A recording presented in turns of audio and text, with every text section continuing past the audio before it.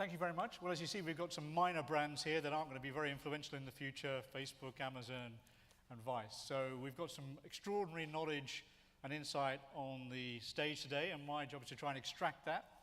But first of all, please just give a quick introduction and say your background, what are your key elements you're working on at the moment? Sure, I'm Russell Morris at Amazon Video. Good to see Matt come over from Seattle today, and thought you did a great job, Matt. My responsibility is marketing for Europe, and I also have a bit of biz dev responsibility, and then unusually have a few engineering teams that have some responsibilities worldwide. Thank you. Hi everyone, my name is Darren Sequeira, and I work on the entertainment team in the ad group at Facebook in the UK, primarily driving the ad business with movie and music clients, but increasingly working with broadcasters like Amazon Instant Video and the traditional broadcasters as well. I've been at Facebook nearly 9 years now. Someone asked me earlier, do I hang out with Mark Zuckerberg? Not anymore. But we used to a little while back. He now gets delivered on stage and off stage by a big security team. So no more hanging out with Mark Zuckerberg, but really interested to be here to discuss the new normal for broadcast. Yeah, and I'm Guy Slattery, working at Vice out of New York. I'm from the sort of traditional sort of TV side of the business for marketing. So did creative and marketing for Nat Geo, worked at Sky, worked at A&E Networks, and more recently, so I've done a lot of Promaxes over the years, and more recently I've sort of moved to this digital company, which is funnily going the other way. Like a lot of digital, a lot of linear broadcasters are trying to figure out digital. Vice is really a digital company now, trying to figure out linear and get into the sort of more traditional TV business.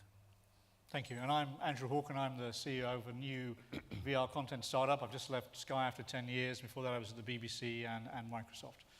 Great. So let's just talk about where we are now. So let's start with Amazon. How do you see the world right now? We've got this amazing Amazon Video project. Just tell us a little bit about it. Well, it's super early days.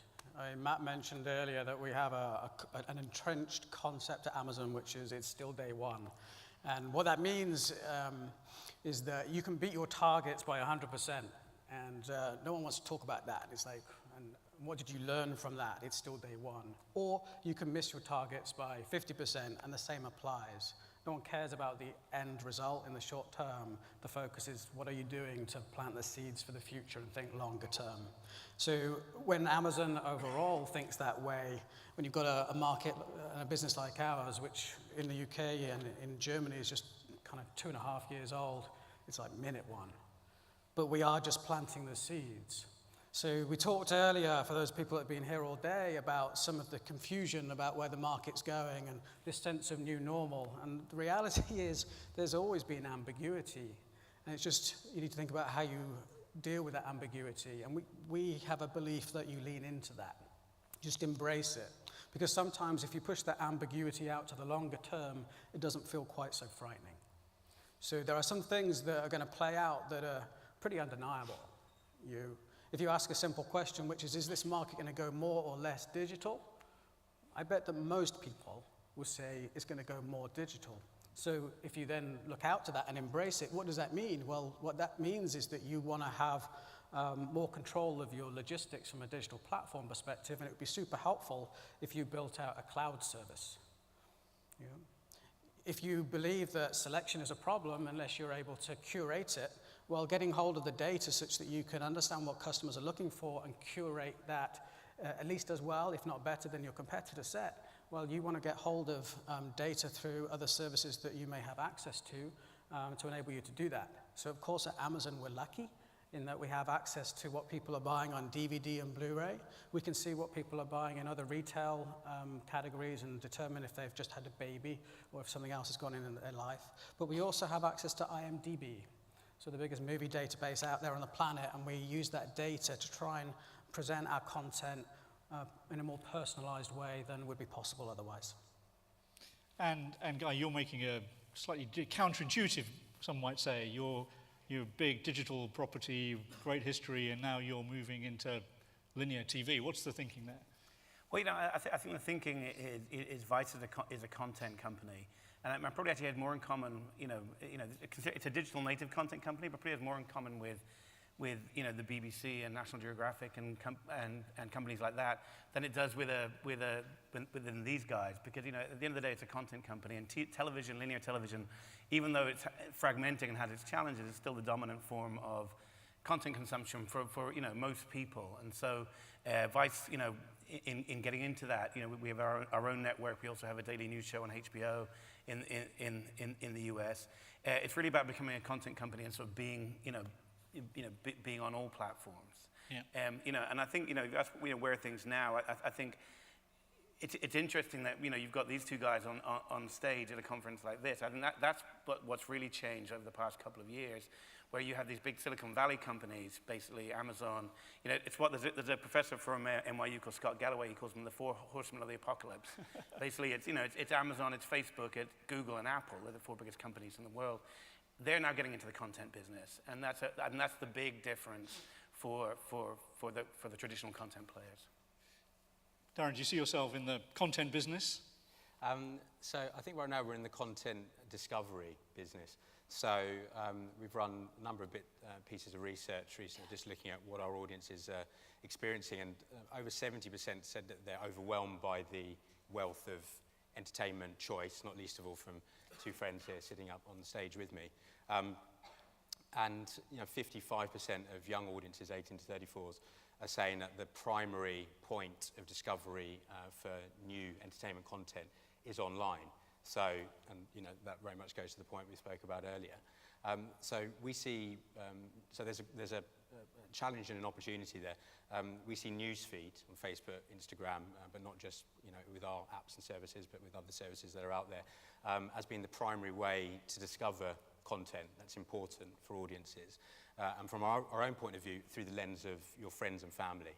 And it's that word of mouth element that we still think is so powerful in finding out in this incredibly varied world of entertainment what is going to be most relevant and most interesting to you, and what you should spend you know, your valuable limited time, your window of opportunity to consume it, how you choose that. So we concentrate on helping entertainment businesses optimize their approach, their content for mobile.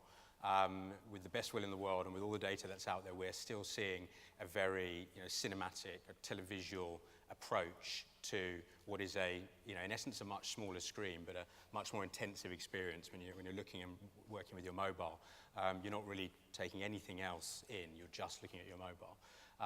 But actually getting the content right for that space. So is that a problem? People are just not editing it right, they're not versioning it correctly, it's still the wrong paradigm for the mobile phone. Yeah, absolutely. I mean, if you think back to, you know, the first TV ad was essentially a print ad just played on TV back in, you know, the early 40s. And so we see the same pattern that we're seeing, you know, okay, we're a little bit further down the line now in its development, but we still see, you know, sort of standard TVC brought to the newsfeed space. And we just don't, well, we know, and come on to some of the data perhaps in a little while, that's not going to work, and particularly when you're trying to do the job of cut through, raising awareness and driving loyalty. Is that something you think about, Guy? But I would argue a lot of the content companies are pretty regretting giving Facebook and companies like it, you know, so much access to their content, because in news companies, in particular, they have made it open source. So a lot of people are discovering their news through Facebook. But then Facebook can change the algorithm at any time they want and decide that, you know, these consumers aren't going to see your stuff anymore. And then the advertising team, which a lot of people, Facebook work for, will come to you and say, no, yeah, you can still get your users to see your stuff on Facebook. You just got to pay us now to do that. So Facebook's been quite smart about controlling the distribution method, and it's not just about the optimal consumer experience. It's also about making money for Facebook. You know, they've got different interests to the content guys sometimes. I think there's been quite a lot of focus today on data, and that can be sometimes uncomfortable when you're talking to a room of people that care a lot about creativity. And one of the things that we think about there is that data does give you some constraints. You can no longer feel good about a piece of creative that you think rocks it, but the data's saying it kind of didn't. And what we find is that by putting those constraints in place and caring to look at what actually is happening out there, it breeds even more creativity. And another thing that we think about is, rather than Amazon being the sort of company that is data-focused, we care about creativity just as much. And sometimes when you get data and like customer anecdote differing. It's like leaning into that. In reality, what we are is truth-focused. So we're all, well, I certainly am, I can't wait for the Grand Tour. I'm a huge fan of Top Gear as it was. How did that sort of play out in your decision-making there? Were you looking at data and the creativity and... Well, the data was easy there, right? It lays claim to being the most successful factual TV show in the world. And those of us that have lived in Britain for many years love them dearly for the most part, and there are some people that love them less, but they're super great creators, and that's what they are. They're passionate creators of content. So when we had the opportunity to talk to them, which is very early in the process, we kind of brought them into our offices and showed them some of our cool kit and gave them a good understanding that we knew what they were about. And don't be scared, we're not going to get all American on you and insist that you have white teeth and that we want these big explosions going off left and right, and we want you to be getting Botox, lose a bit of weight. Yeah, that wasn't the way we were going to think about it. We want you to be you, and we will help you be the best you that you can be, and that we will help you do that in all our countries worldwide. And what's great is that they're just having so much fun. One of the first things we did with them was enable them to race the three fastest cars on the planet. One of those being Ferrari LaFerrari, which is £1.6 million worth of kit. And that's something that they wanted to do for years. And they now have the opportunity of doing that because we're able to ultimately monetize that show much more broadly. And what do you use data to look at their performance when these shows go out? And yeah, I mean, we've done so much work with them already, as you know. In fact, today, if you were to go onto Amazon, you'll see that we're offering tickets to go and watch them live for our show in Scotland. Knock yourselves out. And we did that recently for the show in Whitby, which is where they wanted to film the show. And that's not the easiest place to get to, but we had thousands of people apply to be at that event from 105 different countries. So, and one of the things we learn in that is it better to have them, images of them as individuals, individual group shots of them. One of the things that we've learned, which is interesting, is that what I call a quirk. It's you will see any image that we've done with the three of them, one of them is pulling a stupid face. And it's actually data that's led us to do that. right. Hence one of the previous conversations was about that in terms of the analysis of images and how you can learn from that. Interesting. Do you use data much, Guy? Is it a big thing for you? I think Vice definitely has a lot of data. It's got a big digital business, so we sort of know what sort of content performs. But we're also kind of wary of following the data too much too. One of the directors of the creative director of the channel is Spike Jones, and he really, like, as he said, doesn't give a fuck what the data says. He will, he just wants to make stuff that he thinks is really cool and great.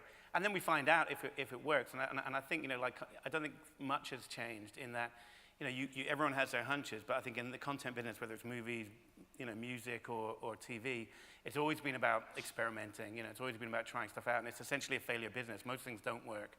But you've got to keep trying, and then you'll find something that really does work, and then it can be super successful, So it's about making as many bets as possible. And I think what's interesting about, the economics for the TV business are getting harder, so people are making less bets and playing it safer. And I think where Netflix and Amazon and some of the Silicon Valley guys, they've got such big market cap, it doesn't matter what, they're experimenting in everything from,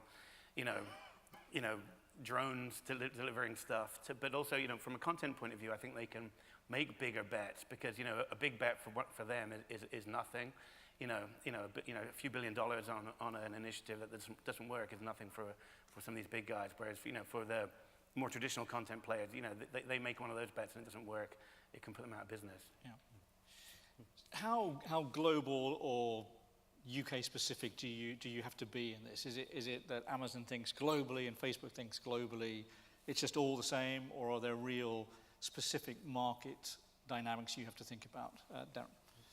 Yeah, we were talking earlier about the differences by market and by region. That's probably for another meeting, another session to get into all of those nuances. What we see is that our technology is helping to break down those borders. So we did some really interesting work with Fox International channels quite recently for their launch of the Outcast show, which is the sort of the follow-on from the writer of The Walking Dead. And for the launch outside of the US, they were keen to get as many people as possible. They were aware there was a significant fan base already existent from The Walking Dead, several million people already interested in that show and sort of raised their hand and had showed that to be the case on Facebook and Instagram. They wanted to tap into that, but also introduce to a new audience. So we used a combination of that insight with Facebook Live and did the first Facebook Live simulcast across 61 countries to play the first episode of the show. So really interesting, kind of a first in promotion of a TV show. It kind of broke down the borders because there was no awareness of the different broadcast deals that were done there, and this was the first time to understand what that new show was going to be about, and the amount of interaction and commentary and response that we got off the back of that was, told us that actually our technologies can sort of break down those, if you like, those traditional broadcast borders, country borders that we've seen in the past.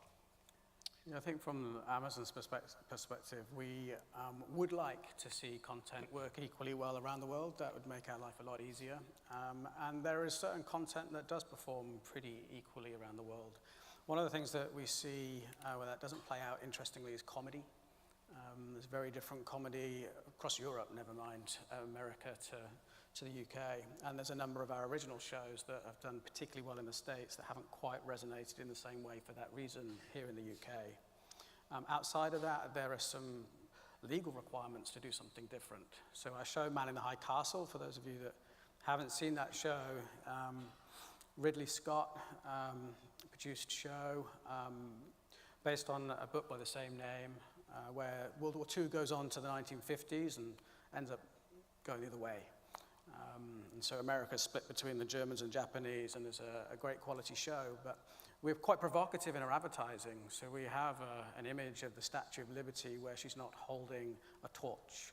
She's instead pulling a Nazi salute. And that is our lead image in America, and that was our lead image in many media forms here in the UK.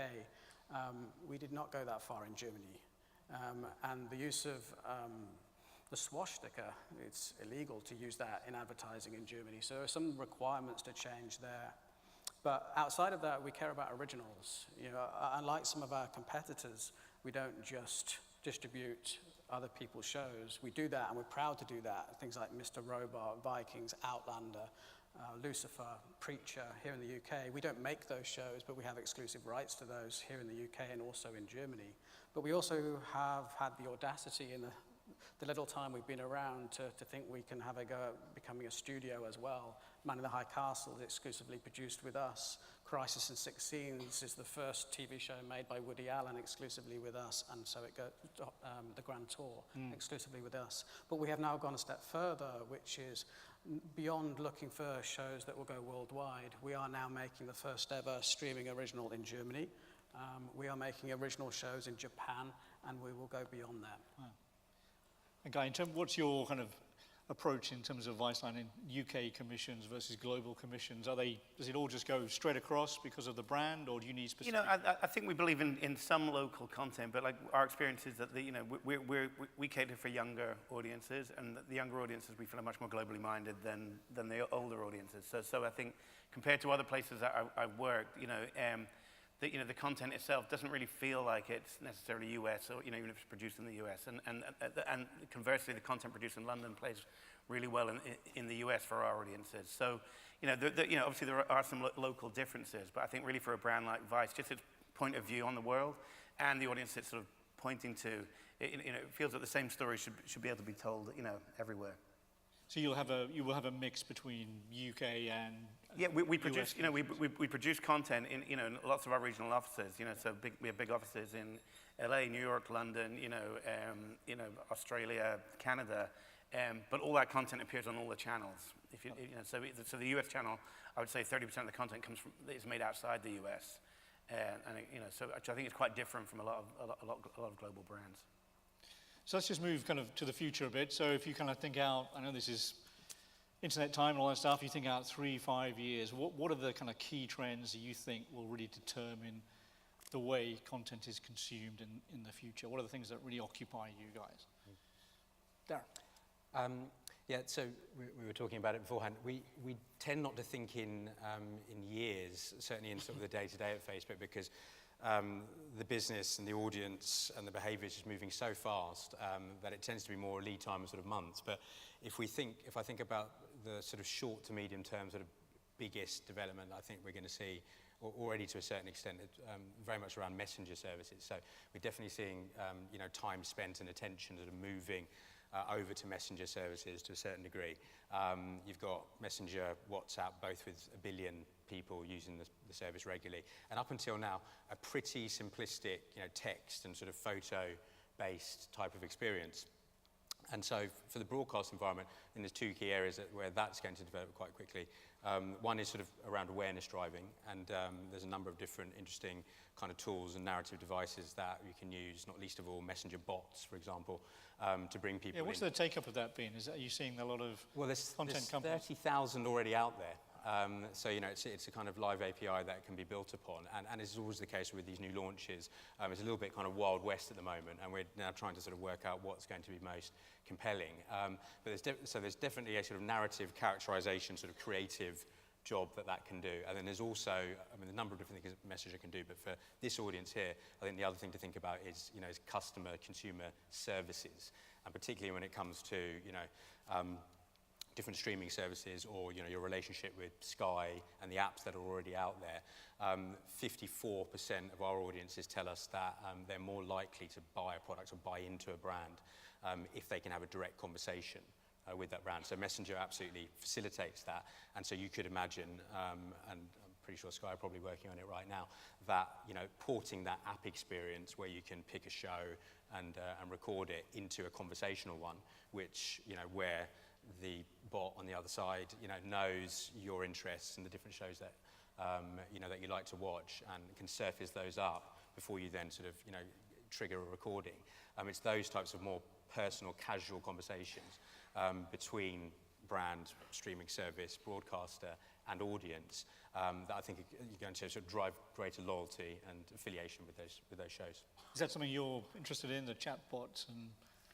Yeah, I think so. We're interested in discovery mechanisms, for the content. You sort of ask where things are going. I think most people in this room are either, in the marketing or creation of content. I think the good news is consumption of content, I think, is only going to increase, right? There's more ways to do it, and people can watch content on their phones now. Soon our cars are going to drive themselves, so you can watch even more stuff while you're driving to work. But I think, what a lot of this sort of angst about is I think the model's clearly breaking down. Younger people in particular, don't want to watch advertising, in their content. Yeah, most of the content is funded by advertising, and and some of the subscription models like Netflix have been super successful. So I think it's definitely going to go to a place where people aren't going to put up with advertising. I really think advertising now is really sort of just a tax on people who are either too poor to be able to avoid it or not technologically savvy enough to avoid it.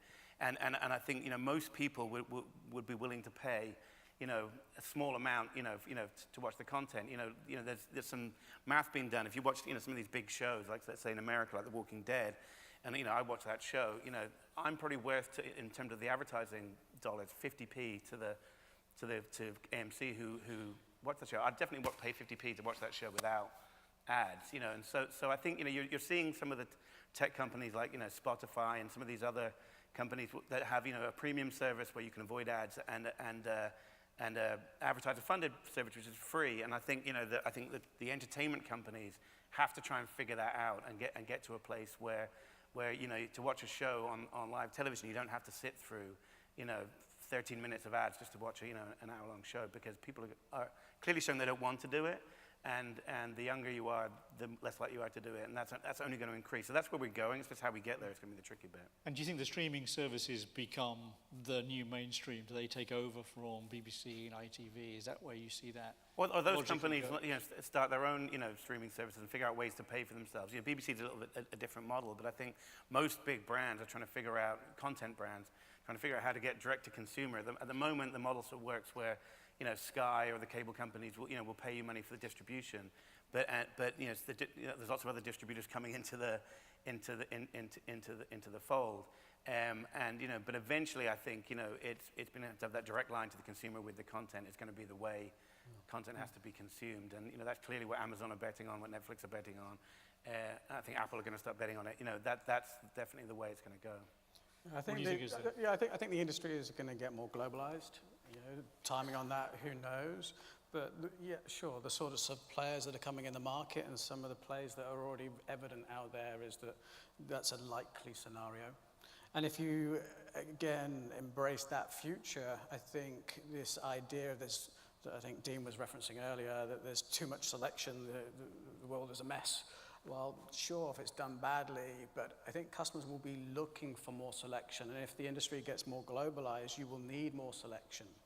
So again, if you embrace that issue and see how you can solve for that, well, Matt mentioned earlier about Amazon Video Direct. That is a mechanism that enables you to draw in more content curators to spot the emerging talent and support them to become bigger talent, not in the UK, around the world. In fact, that's the other thing I would mention. If you think about the industry becoming more globalized, this is a great time to be British. British content does super well around the world. You only have to look at what Netflix is just about to play out in the next few hours with The Crown. It's very, you don't want to underestimate Netflix. That's a very calculated play, and they have a worldwide distribution now, and stories about the royal family play well in many countries around this world. Man in the High Castle for us is a show that you might think, okay, I can see how that might play out in America, but perhaps the UK, but I'm not sure how it's going to play out in Germany or Japan. Well, I'll tell you, we played it out in Germany and Japan, and the customers loved it.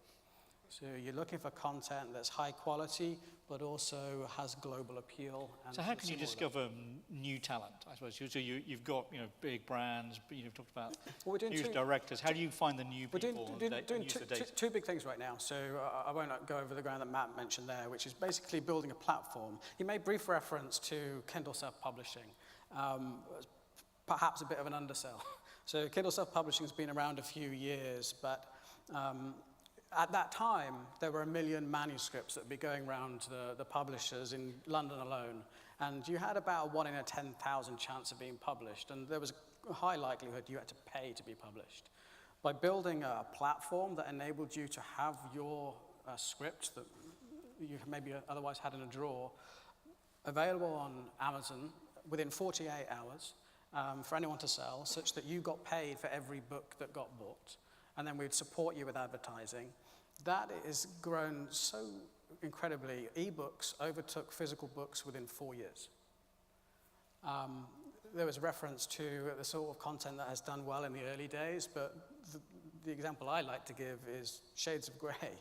Started out life as a self-published book on Amazon that was able to be made available to millions of customers within 48 hours. It just happened that a publisher then saw that data and said, oh, we're really interested in that book you've got about colors, come play with us. And that probably wouldn't happen now. But that is what we're going to look to do for video. And the second thing we do is the pilot season. So if you've got a script idea, submit that to our process, and there'll be a number of steps in that. But we have examples already. Gorta McGibbons is a kids show. And the guy that wrote Gorta McGibbons had no history in the industry whatsoever and had a great idea and a good script, and it was polished and then made available as a pilot episode on our service in all our countries. Did incredibly well. He's now got a second season that's been commissioned and has been nominated for a Daytime Emmy. How do you go about finding new talent, Vice? What's your approach? I think we're pretty lucky in that Vice, that the talent sort of finds us. It's Vice has got a really strong brand, and just in terms of just on-screen talent, but also just the people who work for Vice and the people who. It's funny, I've gone to a lot of our regional offices, and nearly everyone who sort of runs one of those regional offices was someone who sort of phoned up Vice and said, "Can I open your office in Germany?" Because they were just like a fan and they'd heard about it. So I think that sort of comes across on the content side of things. But I do think there's a trend where the middle is going to get cut out a bit. I think the barriers to cost of entry and the barriers to entry for content are a lot lower now than they were, which was great, which means you can really give people shows, and you know, we have lots of talent on Vice that probably wouldn't have got a television show on any other network, but they have them now. And that's because we can do it cheaply, and you know, a lot of them came from the digital world, and we saw that the content worked well, and then, you know, brought them to the TV network. But I do think, but then, you know, because of the amount of content, the things that sort of cut through, I think TV is going to go a bit like the movie business, where it's all about the big blockbuster, and you know, you see this with Netflix, and you see this with HBO. They're spending, you know, more and more and more, like Westworld. I don't know how many millions the pilot cost. Someone said 26 million or something. You know, it's crazy numbers. Game of Thrones, super expensive. So I think what, you know, you're gonna see, you know, unfortunately, I think the middle may be cut out a little bit, and you know, you'll have to make stuff, you know, cheaper to sort of compete. But then if you really want that big thing, you're going to have to go even bigger and more sort of blockbuster. So I think it would be a shame, because that's what happened in the movie industry, where, you know, the sort of, you know, you have some real small indie movies, and then you've got the big blockbusters, right. and there isn't much sort of range in between. Talking of blockbusters, one of the big themes is clearly live. So, you know, that sort of sporting moment, and you know, one of those key live events that you really want to watch, and then there's, you know, big particular series that if you don't watch it, you're going to find out what happened. So live still has a big important role.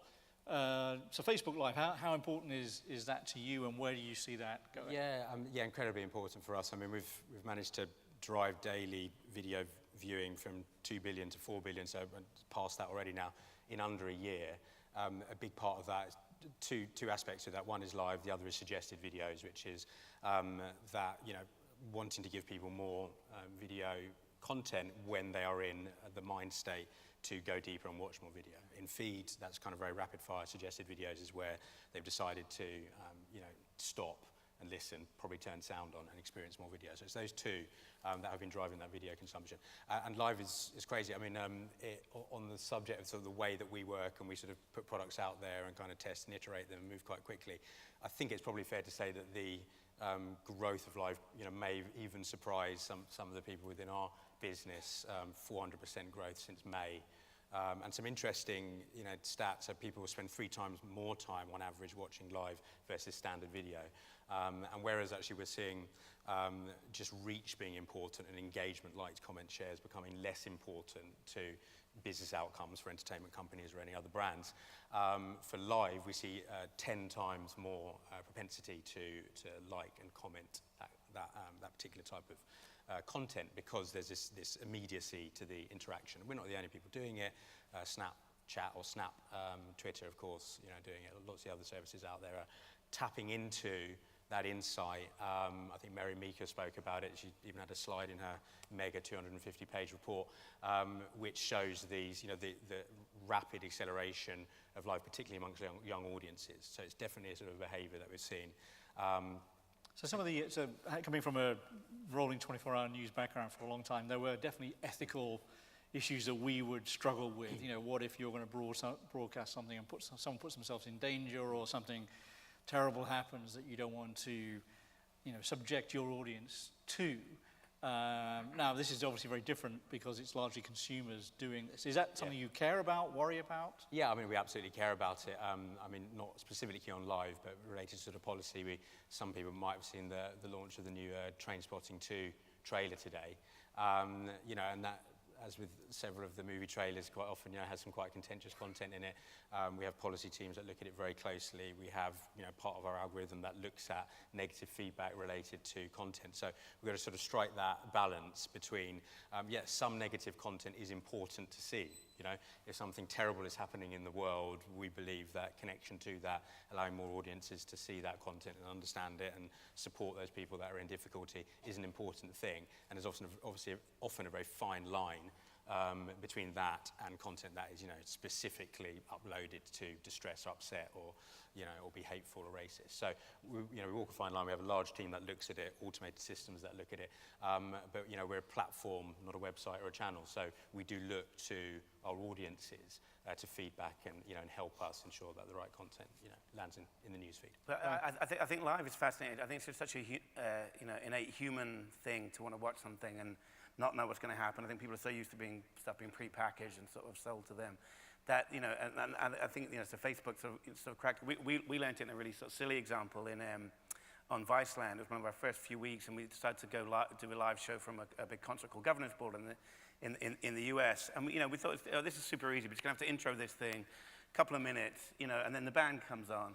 And so we said, we had this guy from the camera equipment room who thought he was pretty good on camera, so we put him on camera, and he was going to do his minute. It turned out the band ended up being 45 minutes late, and so he just had to improvise, and then we threw other people on, and it was a total shit show of a television show, but actually it was one of the highest rated and biggest social moments of the network, because people were just like, this is amazing, And so I think people, really do like, watching stuff when the outcome hasn't been manufactured, or the data hasn't, created something for them, and it's just basically happening for real, And I think, I think you're going to see the growth of that with Facebook Live and other platforms. I might sort of build on that. So, and we've talked, a number of times about this democratization, and does that, is that going to sort of devalue the craft of the industry? And as I'm sat between the guys, I'll sort of sit on the fence with a few of these. We like to have the best of both worlds. So there is absolutely that slightly, more rough and ready kind of approach to live. We've also launched Live API, which allows companies to build mini studios on top of the live functionality. So that's really interesting. So you get this, again, pretty cost-effective way of just bringing, a bit more production, like we sort of see in an environment like this, to the live environment. So, yes, you can have that very immediate user-generated kind of style, but you can also have actually a much more produced style without having to go to, crazy budgetary levels to do a live, satellite feed, as we would have had to do with traditional broadcast. What do you do live? Is that going to come to Amazon Video? We have nothing published, nothing public on that right now. Right. But of course, live is important, and customers, the data again is in. Customers love live telly, and Facebook have made it pretty obvious that they're happy to take that desire onto mobile devices as well. So, of course, you'd expect a company like us to care about that, and at the appropriate time, we'll lean in. Okay. But now's not the time. We've talked a little bit earlier in the day about VR and AR. It's clearly a big part of Facebook's strategy. How do you think about sort of VR? Can I have a show of hands who's used Oculus or any other virtual reality technology? Wow. Okay, that's pretty. That's good. Yeah, it's good for you. It's good for me. Yeah. I've made my bet. Yeah. Shut up. Oculus. Yeah. So right at the beginning, we were in doing some product testing quite recently, and it's really exciting the way it's going. So obviously there's some amazing application, not just in the entertainment sphere, but everything from surgical to aviation. Again, we sort of see two main areas that we're going to develop in. One is deeper immersion. We're clearly going to see a day where you can sort of be in the show, in the experience, interact with characters, and that brings with it a whole new narrative arsenal to play with. That is entirely different to the way that we've thought about designing, scripting, and producing broadcast shows. But what we'll always say from a Facebook point of view is it's audience first, people first. So even we right now can't really predict where this thing is going to go, and we will tend to go with the behavior of the audience, with the user experience of the audience. So I will say this, Oculus is now installed in John Lewis, and there's a big queue in the lead up to Christmas, and so that right at that moment it became sort of visibly apparent to me that no longer is it the vestige of the geeks, but now it's starting to sort of hit the high street. But then it's sort of over to the people in the audience and the general public as to how they feel about that, what they do with it, and how positive they feel about that experience. Guy, how would you be investing in VR? Yeah, we're definitely still the experimentation phase. We're lucky enough. One of our big sort of advertising partners is Samsung, who are big in the space. So we have a sort of multi-year deal with them where we create VR content exclusively for their platforms, and so it's let us sort of play around with stuff, and I think what's interesting is I think you automatically go to the rich immersive sort of experience, and some of those things that we've done have been beautiful, and but some of the higher performing things have been like really sort of low tech skateboarding videos. Where it's done at a really sort of much sort of lower and immediate level, and that's sort of some of the stuff that's performing well. But yeah, super early days. I think everyone's excited about where it can go, but I don't think anyone's quite figured it out. But but the engagement for the people who have discovered it is pretty massive. Yeah. Yeah. An Amazon VR headset coming, or I mean, we've made VR content as well. It's been very successful for us. Mr. Robot most recently was a piece of VR content that did extremely well, and it's a great way to draw customers in and ignite their interest in a particular show. So we like that. I personally think the idea of immersion is going to be important going forward. I think the current technology, not least the hardware, is going to be a bit limiting. And we're just going to wait for the industry to move from that running horse to the motion picture of the train coming at you. And at that point, I think it will take off. great. So we just got a last minute. Just closing thought. What keeps you awake at night in that 3 a.m. wake up moment? Is there anything that you kind of think, oh my God, I'm worried about that? Lots of things. I think, like we're talking about before, the advertiser model. Like, how can you, our business is sort of, at least the business we have is still partially built on advertising. So what we're really trying to crack at Vice is making that advertising actually entertaining and important to the viewers. And I think, Vice has always done a really good job of that digitally, and we're sort of now translating that into television. But that's the thing that keeps us up at night. Until we can figure out a way of going straight to the consumer, our advertising partners are super important. And so making stuff that's relevant and not shitty experiences for viewers, and that still works for the brand, that's the big thing that keeps me up at night. You mentioned you're going to ask that question. I thought at the moment my 3-month-old son keeps me up at night at exactly that time, 3 a.m. in the morning for the night feed, and also Amazon Instant as well, whilst doing the night feed on my mobile on the side. So thank you for that. But as far as the business is concerned, I think complexity. So we've talked a lot about these words, fragmentation, diversification, these big long words around. For me, it means that our lives are becoming more complex. The devices, the platforms, the wealth of entertainment choices that are there, and our audiences tell us that. So that's a bit of a risk, that the user experience or the audience experience is devalued or ceases to improve over time because of this complexity that's out there. So we think about that a lot. Most of our company is made up of engineers that specifically look at how to make all our services better. And I guess the rallying cry is, for sort of my friends on the stage and for people in the audience is to, for us to work together to continue to simplify and make that a cleaner, smoother experience for audiences. Russell, we've got a few seconds left.